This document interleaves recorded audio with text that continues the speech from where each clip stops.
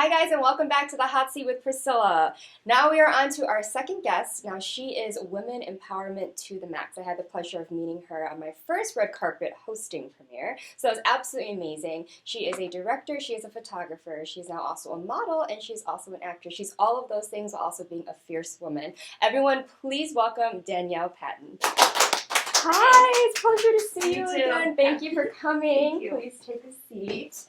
Oh my gosh. So the last time I saw you, you actually were a photographer at the red carpet. We were doing an award show. And it was amazing, and we really got to know each other. So you are also from Illinois. Yeah, Southern Illinois. So Yes. really tiny cow town, basically. Yeah. And I moved here basically for school so I can get into directing and acting. And I got my bachelor's degree. So that was really fun. That's really fun. So you always wanted to do all of these things, right, in the arts?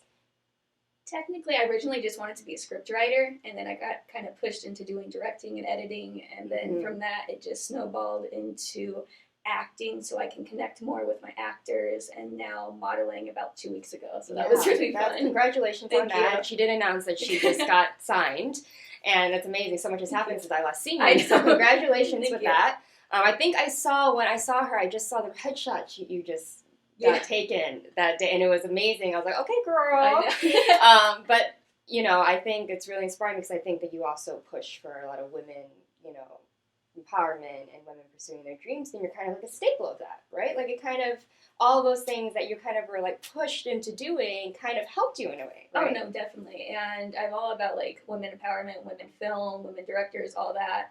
And my co-director is actually female, and we just did our first all-female short film.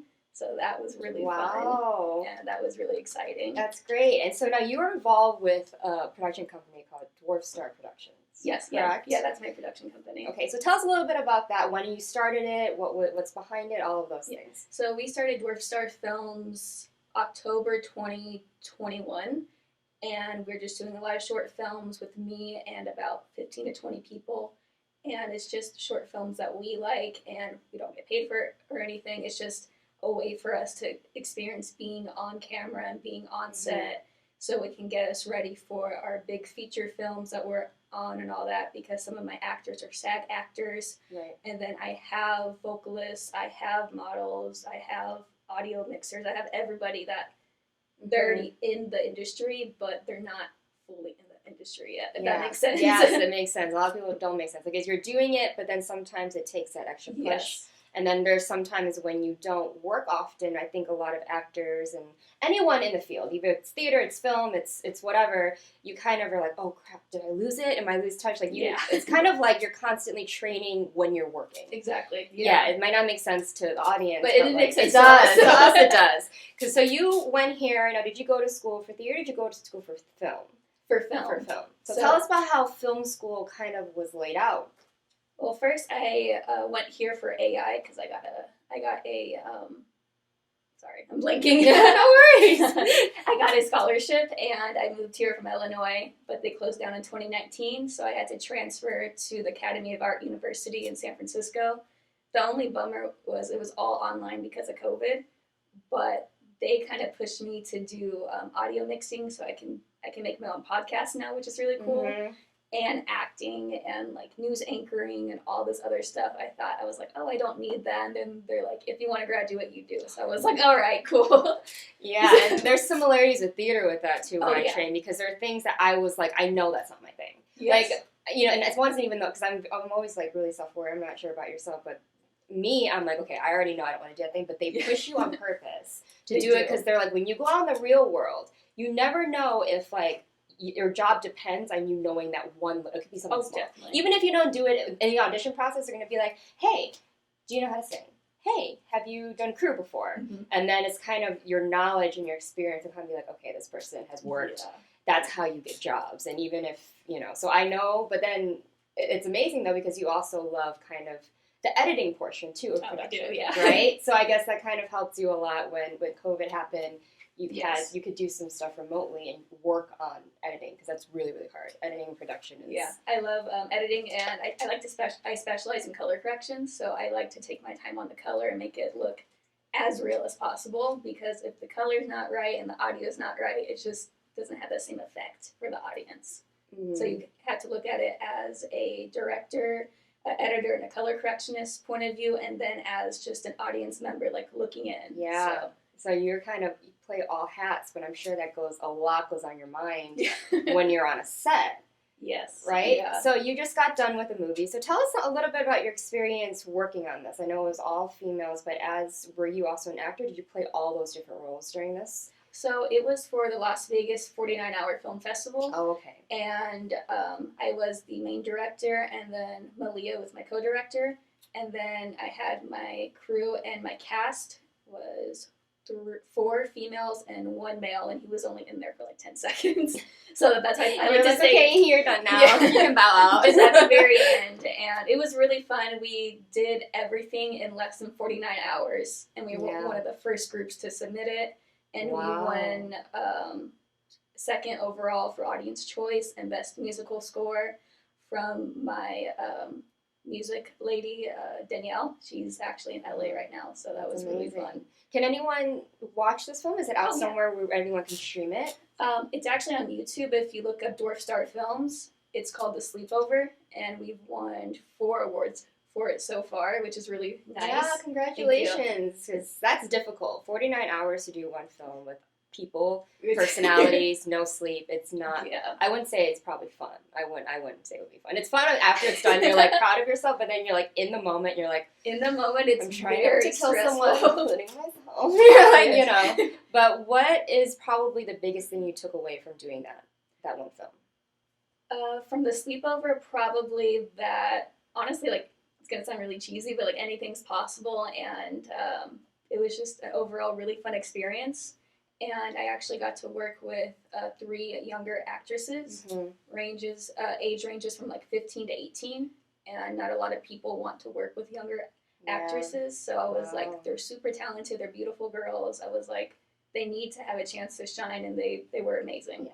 And then given those opportunities, they can always just get better and more seen. Yeah, it's like a domino effect. Like one thing can just like lead to another, and it's all giving. You need at least someone to give you that opportunity. Exactly. Because if you're sitting there, it's kind of like any kind of job. No one's gonna give you a job, and you're gonna sit there and have no resume. Like, hello. But, So, but that's amazing. So there's that. You can do all of those things, and you're obviously excelling in that. So let's talk about your modeling, your acting. Let's talk about your on camera.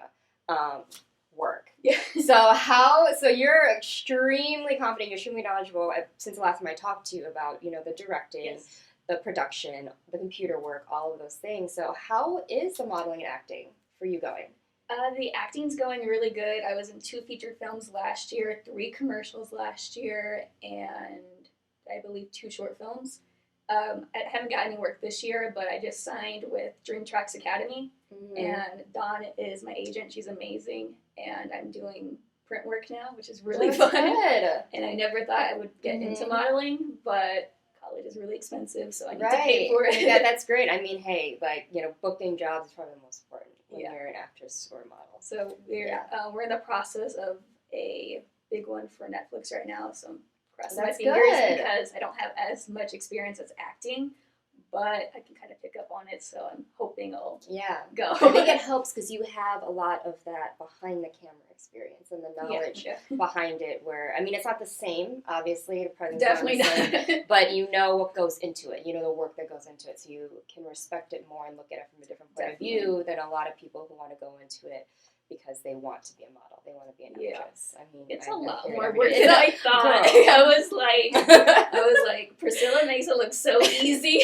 I was like, it's like, but it's honestly, though. It's really fun too. It is fun because what you saw was one of my headshots for my portfolio, and I was like, I can either look like I'm 15 or 30. I was like, it's crazy. That's the beauty of it. It's the beauty of their makeup editing. I mean, the editing part, but it's a lot with you taking from the raw. They have to you have to give them something in order for them to. It's crazy. Some of those poses, oh my gosh, I was like, this is so uncomfortable.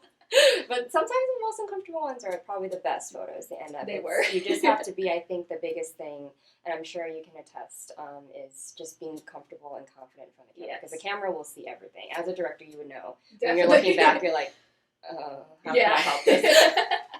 Sometimes, yeah. But that's absolutely me. I'm so proud of you. I'm Thank you. so blessed to have seen your journey since the last time I met you, and that you've, done way more things since then. And so that's fantastic. So currently you have something going on with Netflix. And so when it talks to your production, if someone wanted to get involved with your production company, is there a way for them to contact you? Do you accept submissions? Do you do auditions for movies? Yeah, so it really depends what they want to do. They can either contact me directly at my Instagram, or they can contact us at Dwarf Star Films on Instagram, and we have like a LinkedIn and Twitter, email, everything. So it really depends what they want to do, but I love working with new people, and the community for film is really tiny in Vegas, actually, which is really surprising. It's growing overall.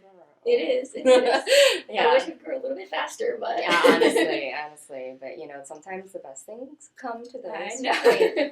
But it's I think we're all in this industry in a good time, because I think in Las Vegas 10 years ago we would not have any of this. I wouldn't be sitting here in this chair, but it's fantastic. So what do you find is probably the hardest hurdle that you have learned now, getting all these hats? What's the hardest thing that you're going through right now in terms of you yourself, marketing yourself, things like that? Marketing myself as an actress more than anything, because everyone knows me as a director and as an editor. That's what I'm known for. That's what I really love. But acting is probably going to be like the hardest part. Mm-hmm. Like that, and probably modeling, because I'm super new to it. I just got signed like 2 or 3 weeks ago. So I'm in the process of doing all that. So I don't feel like I'm like officially a model yet until like I actually do something, if that makes any sense. Yeah, so what's the hardest thing that you've found when you've started doing acting and modeling? That's something that you can tell the audience is probably the hardest thing that you have to overcome, either within yourself or within the industry or just the craft? Probably to not nitpick everything, because I nitpick everything for all my short films, and I can't do that obviously on like a big featured film. And probably just going into character, going from Danielle to going to character, whatever, and just like having that set like hard line of being like basically two different people. Yeah, it's like an on and off switch. It is, yeah. That is absolutely amazing. I am so proud of everything that you're doing. Now I'm going to ask you some questions. I've decided there are 2 questions that I love to ask every person. I just started this last week, and it makes people think. Because it kind of sums up you as an artist, as an entrepreneur, as a CEO, as everything that you, period, are. So probably do you have a philosophy that you live by? Not really. I guess just do what you love, basically. And like hard work eventually does pay off, and don't listen to other people's negative comments and all that. That's really about it. Just like simple everyday stuff, because if you listen to all the negative comments, then you're going to second guess yourself and third guess yourself, and like you're going to want to quit, and just don't do that. So I did that a couple weeks ago, and it was rough, because like you look down on yourself and you're like, no, I'm not good enough for this, and then you have to remember, like, I can do this, and I have been doing this for years. Yeah, so, just kind of being your own hype person. Yes, because there's always people saying things, and when you're a person who's quote-unquote public figure, someone who's there for the world to judge and look at, you're going to get a lot of opinions whether or not they're right to give them. Yeah, right? Because sometimes they kind of cross the lines, and it eats away at you, and it's more about controlling, how you perceive it and how to handle it. I agree. And that's probably the hardest thing. I don't think that'll ever change. So I think that's a good message that you're telling, the audience, is that just kind of like, do you. Do what you love and do it for yourself, not for everybody else. Yeah, not for everyone else, not for anybody else, actually. A lot of people, like, they're like, oh, I have to do this and this, and they're like, no, just do what you want to do. It doesn't matter what other people think. Yes, and I love that you're staying true to yourself in your style, because I think a lot of times people change because they think that's what they need to be in order to please everyone, to avoid getting hate, to get work, carry on. Yeah, I mean, hate's going to happen no matter what. People are just rude and negative. So it is what it is at that point. And so what do you think is probably the biggest misconception about you? I know you talked about even as a director, but is there something a little deeper, something that you've experienced along your journey that's a common theme that you're trying to kind of let everyone know, stop, that's not me? A lot of sexism, actually, especially being a director. because I was working at the Damn Short Film Festival about 2 years ago, and someone's like, oh, where's your director? I want to talk to him. Like, where is he? And then I was like, I'm right here, and I'm a girl. And they're like, oh, no, you're not. And my whole team, like 10 guys and like a couple girls, they're like, yeah, she's the director. Yeah. And he's like, oh, well, never mind. And I'm like, all right, cool. Right. Yeah, in his mind, he's like, yeah, okay, whatever. Yeah. And Yeah. like, it happens a lot, and it's going to happen a lot. And a lot of people didn't want to work with me and my co-director because we were females. So it is what it Hey, is. it's their loss, right? Exactly. Because look at us now. We're on Netflix. We're here. We're winning awards, and you're not part of it. And it's like, it humbles you a little bit too, Yeah. but it also makes you want to be better, not to prove it to them, but to just prove it in general, especially to yourself. Yeah. Because it kind of hurts your ego, like, just a little Just bit, a little. but then you're like, But it's also, whatever. it's kind of okay. Go ahead and think Definitely. that, because then you're gonna be knocking on my door one day. Exactly. So, It but like puts that great. drive and like ambition Yeah. into you and makes you so competitive. Yeah, and I'm glad that you take it that way. You know, because there's so many ways people can take that. You know, they Yeah. can go on a show and be like, "Oh my God, it's still happening. Why I can't do anything?" Yeah. Yeah. I was like that before when it first happened, and like, what did I do wrong? I was like, I did like I followed everything they told me to do, and then at this point, I'm like, if they don't want to work with me, that's fine. Like, it is what it is, and Mhm. that's okay. Yeah. There's some people that have that mindset, and that's not going to change. Yeah.